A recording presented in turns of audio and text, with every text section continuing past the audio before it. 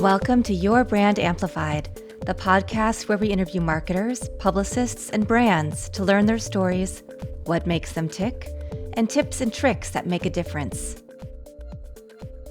I am so excited to have Krystal Covington on the show today. Krystal, you are a multiple entrepreneur. You have several ventures going. You have Women of Denver, Virtu Organics, and then, of course, your marketing firm, Go Lead Consulting, which I love the way you describe it as an AI integrated marketing agency, because that is something that, of course, we are all thinking about. How are we using that technology? But before we get into all of that, you're also a mom like me. So props. I'd love to hear how you got started in business. Did you always know that you wanted to be an entrepreneur, or how did that journey start for you? I think I did always know that that was the path. So I had been attracted to this movie. It's the worst movie even to list, but it was called The First Wives Club. And there was this woman that looked fabulous, and she's a villain in the but literally she looked fabulous. She was a therapist. And so it was my goal to become a therapist like her. And I assumed that that was her own practice. And I wanted to be a therapist with my own practice. I ended up finding that my sense of empathy is too deep and I can't handle other people's problems, and listening and processing that. I was not going to survive.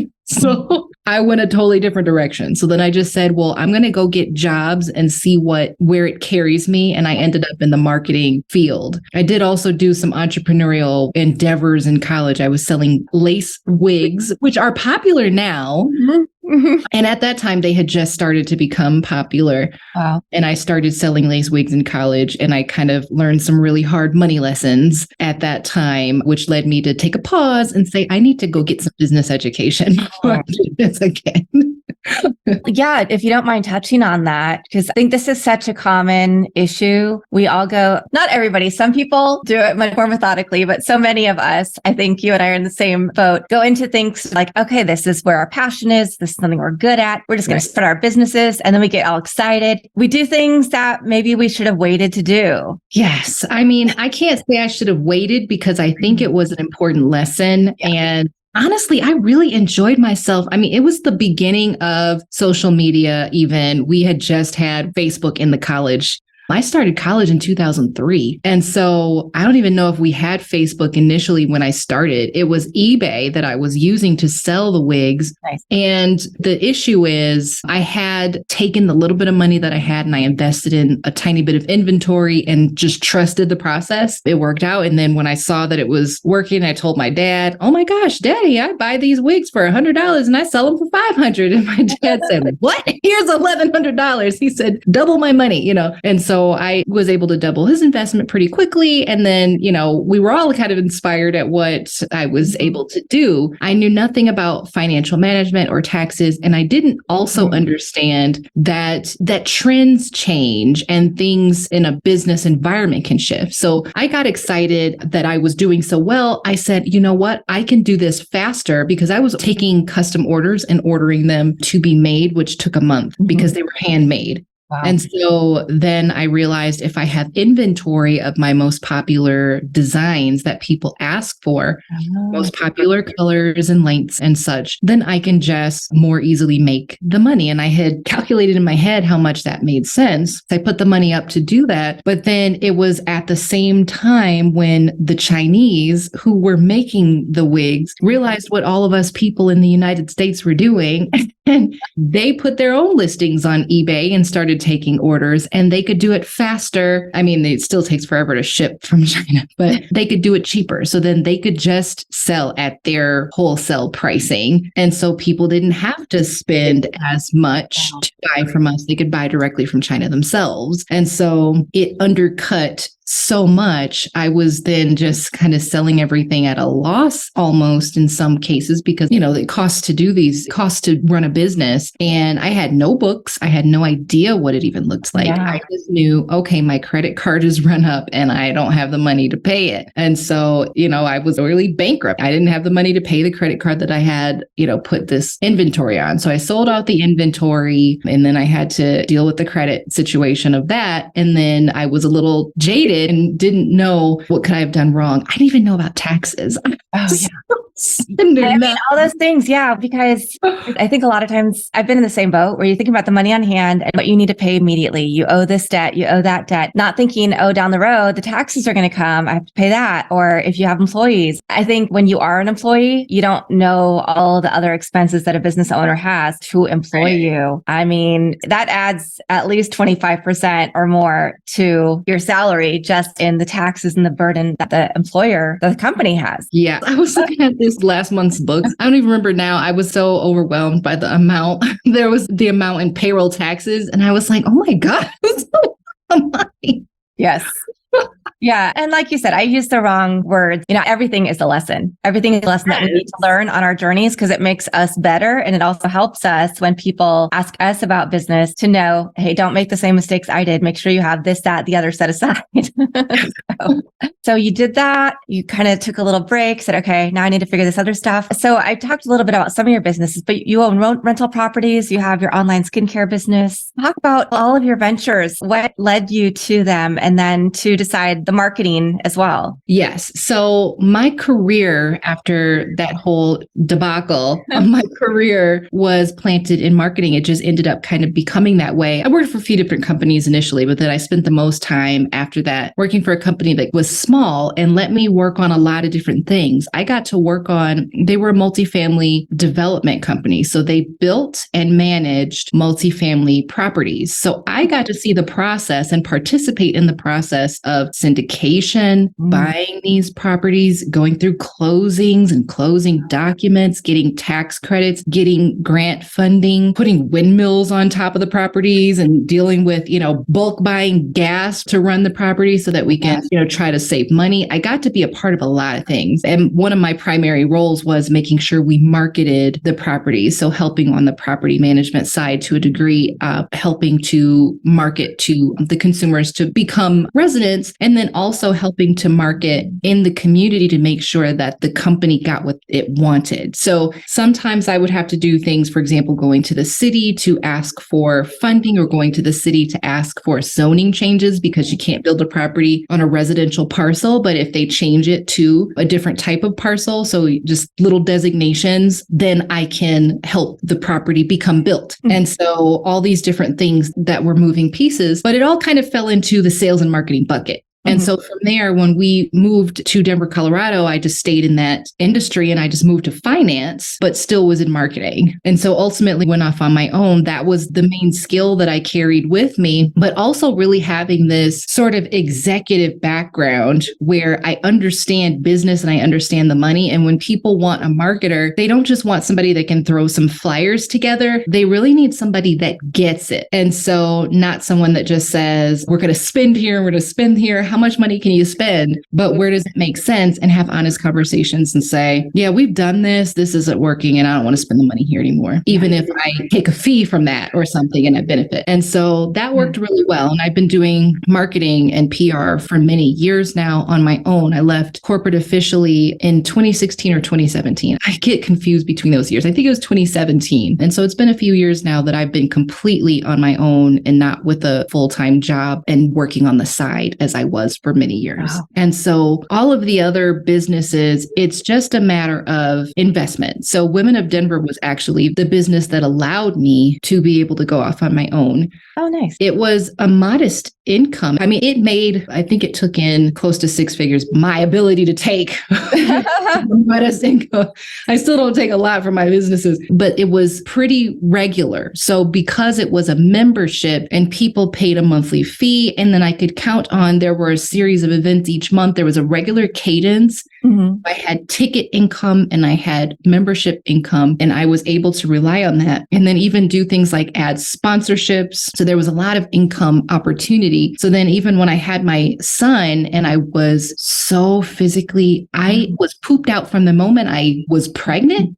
Most of the year after, 6 o'clock would roll around, I'd be asleep. I was tired all the time. I couldn't do much. So having Women of Denver actually allowed me to have that transition. Wow. It allowed me to be able to have income that was available. So when I decided to leave my job and work on my own, I had that consistency that I could count on, that could at least pay the basic of my bills. Yeah. And so I actually sold that in August of last year. And there are a couple other really amazing women running that now and forwarding the brand. But it was really the only reason I'm able to be here today. Wow. Because I created that. And I created that only because I moved to a new city and I was lonely and I needed connections. But I also knew, because I had mentorship as I was coming up with these ideas, the mentors that I had met here in Denver, they told me step by step what to do, as if it was their job to make sure I got it done and I did it right. And so they instructed me how to create the membership, instructed me how to make it make money and how to make it valuable. And with their instruction, I then was able to create that. And then from there, I was able to have the foundation. I built that in 2014, and I was able to have the foundation in 2017 when I left my corporate career that summer, to know that I was going to be okay and to be able to do whatever I needed to do. The other investments are things that my husband and I have together worked on, and we've bought a couple of rental properties, which that's its own beast of thing.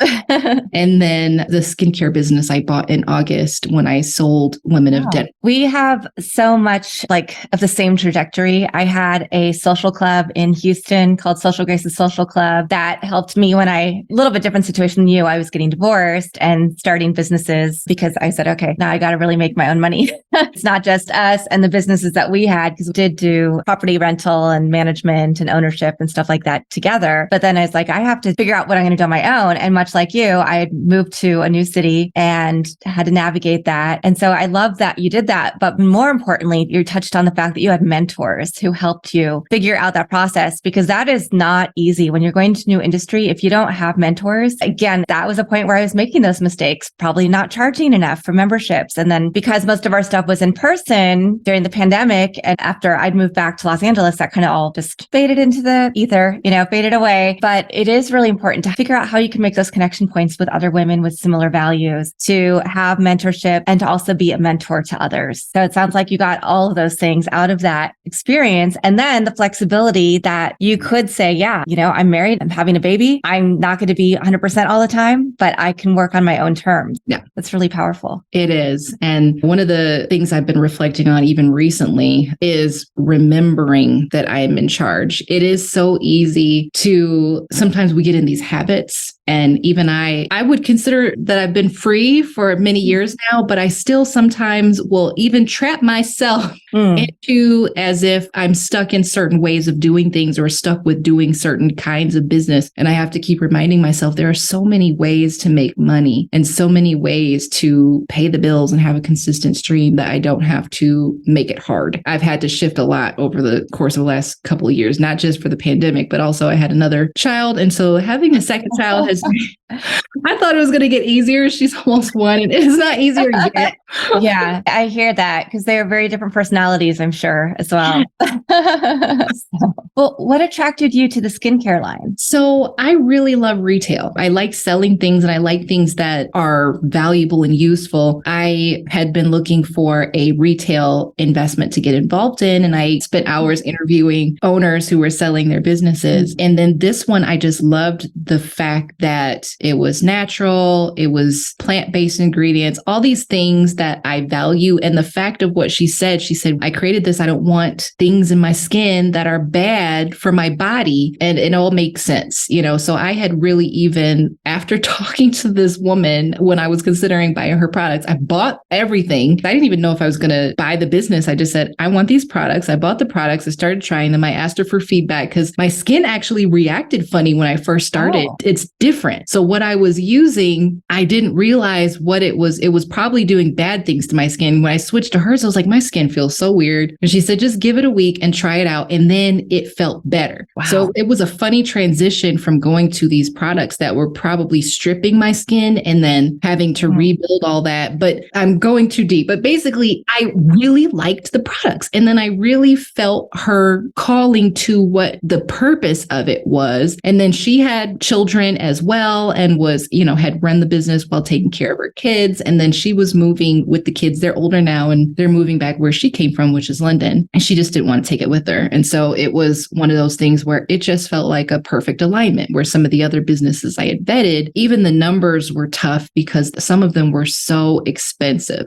Hers was priced lower in expense. And just so everyone knows, when you buy a business, you can go through someone like a business broker. There's also websites. I don't know how those websites work, like a Flippa and places like that. I don't get it, but we had a business broker and lawyer. And when you vet these companies, they sometimes make you sign something that says, I'm not going to go spill the beans about everything about the business or, start a competitor immediately after.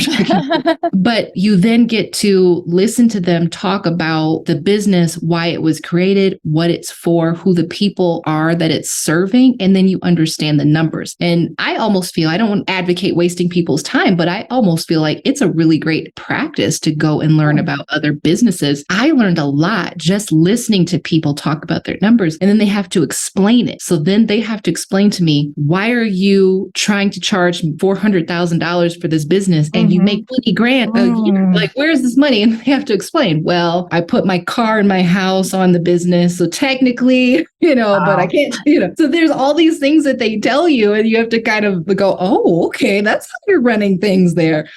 And you learn a lot about the business finances and all the different things that underneath these things. And so I listened to her story. I liked how she was running things. I liked the things that she was doing wrong.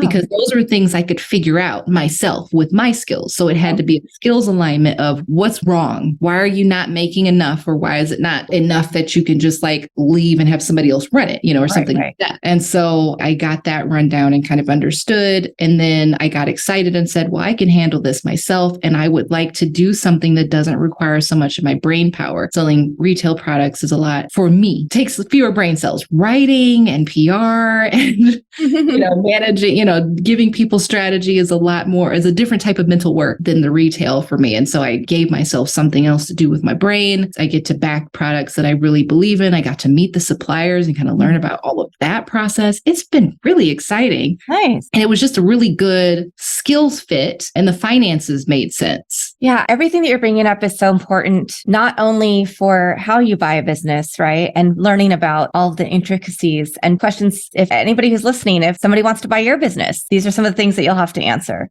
Right? Yes. But also the fact that you don't always have to start a new business. A lot of times there are businesses out there that are exactly what you're looking for, what you want to create and put out into the world that you can purchase so that you already have a base. And so I think that's something important for us to think about as entrepreneurs, because a lot of times we think we have to start something fresh, but you don't necessarily have to. You can take something that's already packaged and you can put your own spin on it. So yeah, absolutely. I truly now advocate for buying businesses because it was a process of recognizing, even if the business isn't making any money, you're not going to make money from the beginning with a new business. Right. It's established and it has customers. So if this established business that's being sold is not profiting, if you feel it has potential and if you feel that the industry has space and all of the risk factors, because some of these people just don't know how to run a business. They literally just are doing something wrong. Years ago, I read this book back when I was building up my bravery for this. I read a book, I can't remember what it was, but it was some guy that talks a lot about his different investment styles. And he talked about how he would go on Craigslist. It was a while back. So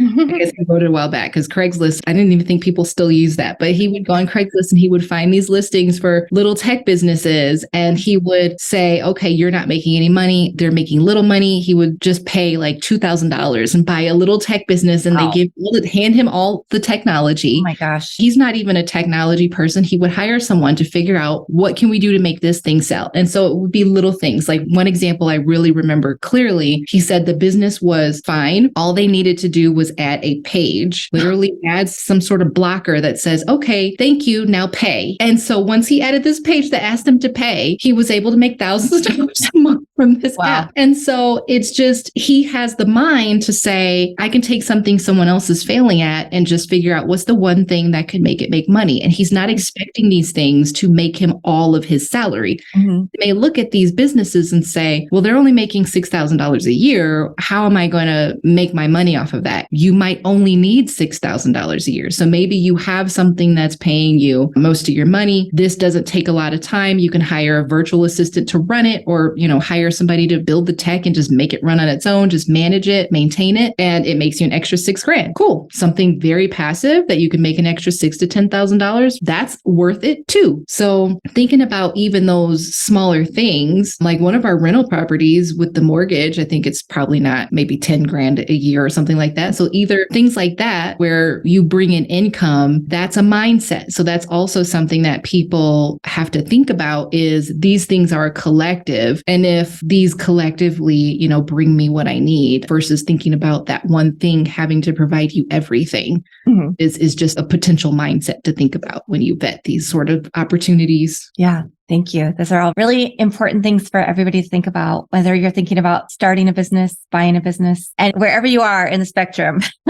Now let's talk about your marketing firm, Go Lead Consulting. When did you start it, and what are your core competencies? And then let's talk about AI integration. Yes. So I actually integrated AI when I realized everybody was afraid of it. And I said, oh, okay, so everybody's afraid of this thing. They think it's going to take our jobs or something. At least not right now. Then I said, well, I'll be the one that embraces it. And I've shown it to some of my clients. They don't know what I mean. And then I'll show them how quickly I can do something. And they go, oh my God, that's why you only charged me $50 for that.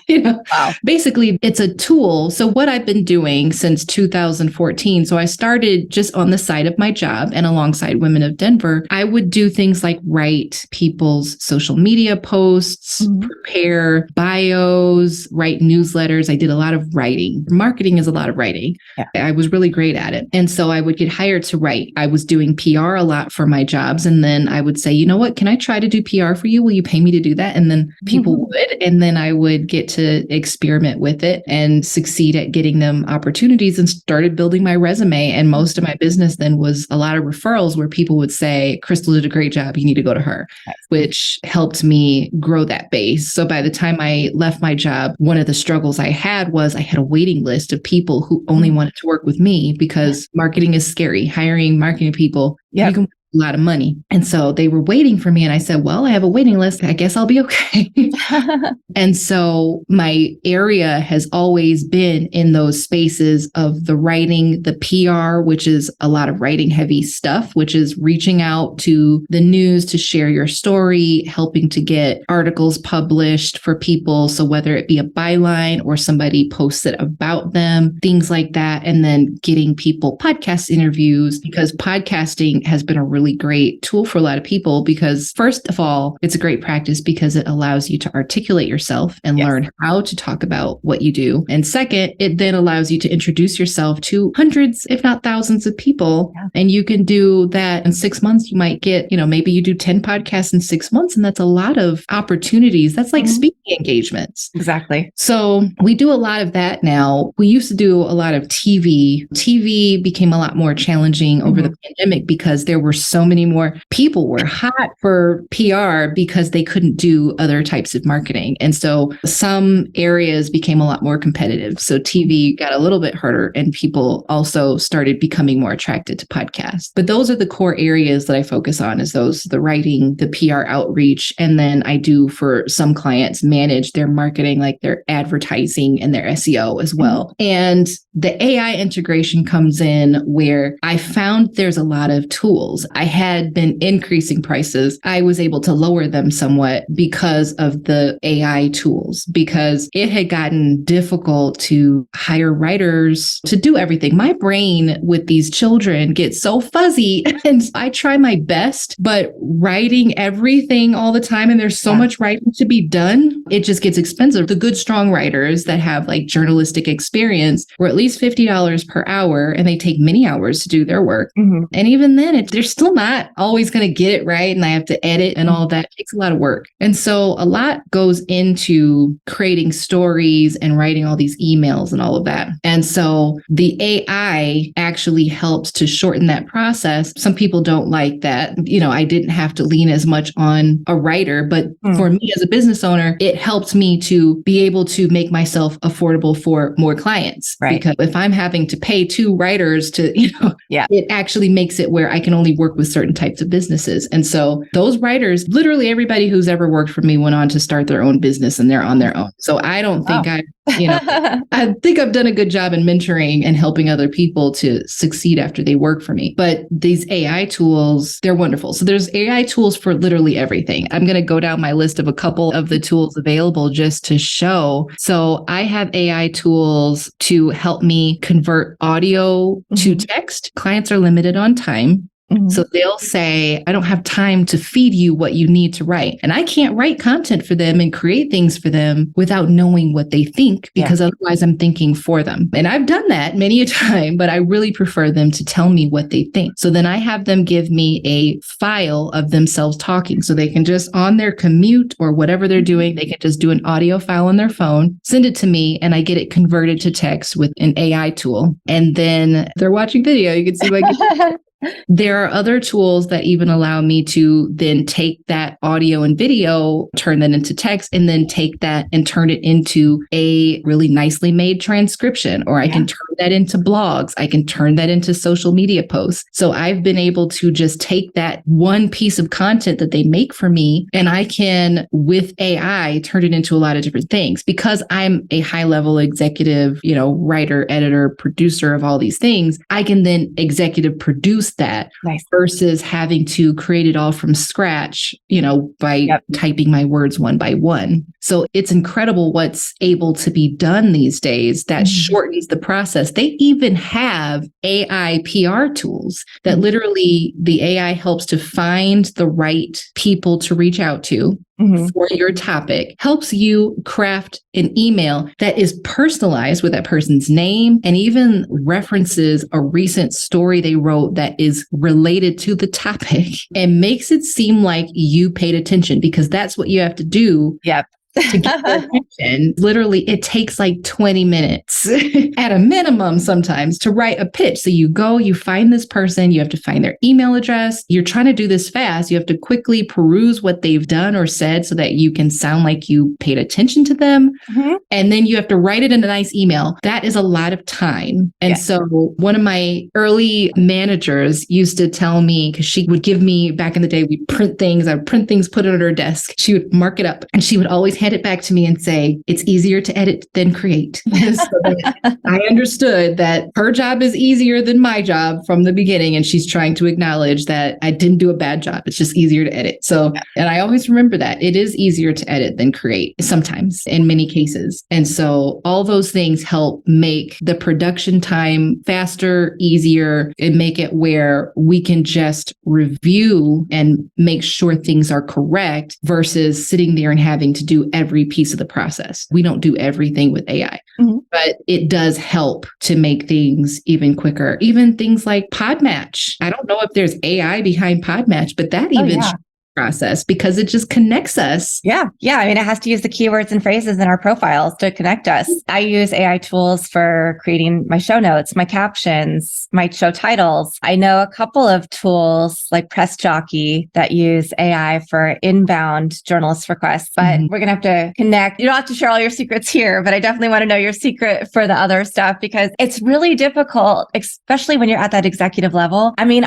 there are many days I'm on phone calls for 7 hours a day. And then I only have an hour to pitch clients, whether it's like I'm pitching clients for media or I'm working on whatever else for them, or I'm trying to write my proposals. So I agree with you, like bring it on. The more tools that will help make the process easier, because obviously if I know I have 7 hours of meetings, it's because people want that connection, even if it's virtual, right? Most of the time. But then if they still want me to perform and get the work done, when am I going to do that? One of the interesting parts of my balancing act is I have, so many hours of, childcare time where somebody's got a kid, but then I use a lot of that time to meet with people. And then I do have work to do. So I'll sit up at night. So I'll put my baby to sleep and then I just sit next to her.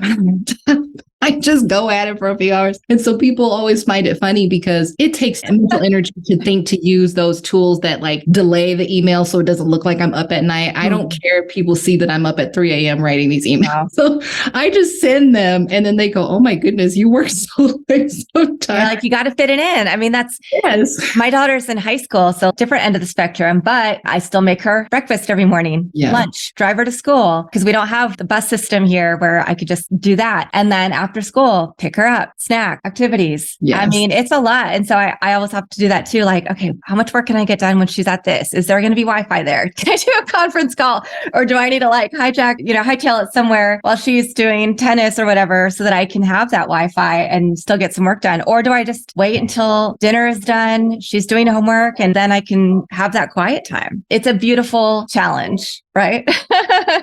They're my real life. All this other stuff is just what we do to make sure that we can live in this society. Yeah, exactly. So that's not the real stuff. Yeah. Well, Krystal, I have really enjoyed this conversation. You've covered so many things. I love your story, your journey. You've given some very great advice to people who are listening when they're thinking about businesses, whether it's thinking about the finances of your business, thinking through the questions people are going to ask you, thinking about tools we can use to help make things more seamless, thinking about the types of businesses that are out there that you can purchase. Is there anything that you want to share with the audience that we haven't covered? Oh gosh, I think we covered it all. Feel free to reach out if you have questions. Krystal with a K at goleadconsulting.com. I've had people actually reach out to me after podcasts, and I love answering questions because it's fun for me. So just awesome. Free to reach out. Fantastic. And I always like to ask, do you have a quote or a mantra that you live by? One of my favorite quotes that I quote back a lot to remind myself is that you're only as good as this moment. So people often say, well, I should have done better. I could have done better. No, you couldn't have, because you were only as good as you could be in that moment. Whether it was you didn't have the passion, you didn't have the emotional, you didn't have the knowledge, there was something you didn't have in that moment. So never judge yourself for your actions in a past time, because that was the best you could do at that time. And today is the best you can do at this time. So try to do better the next time. Nice. That was beautiful. Thank you so much, Krystal. I will also have information in the show notes for people to get in touch with you on socials, on your website, and all of that. Thank you to our audience for listening to another amazing expert share her story and her journey in entrepreneurship, marketing, and branding, and all things business related. So with that, I will be back again in a few days with another amazing expert. This is Annika Jackson signing off. Want more? Check out amplifywithannika.com or follow me on socials at amplifywithannika.